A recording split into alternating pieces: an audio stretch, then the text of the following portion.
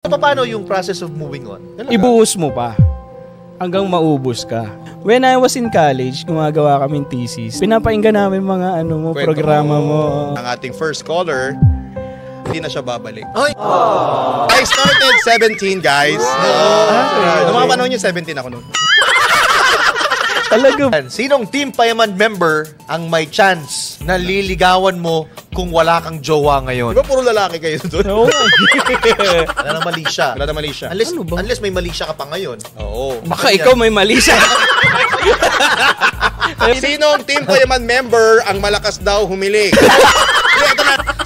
Sino sa Team Payaman ang makalat? Kailan pa sila naghiwalay?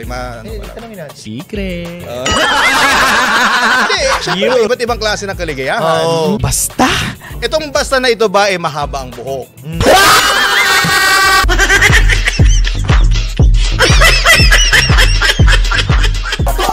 Sa papatok, let's talk, what's patok?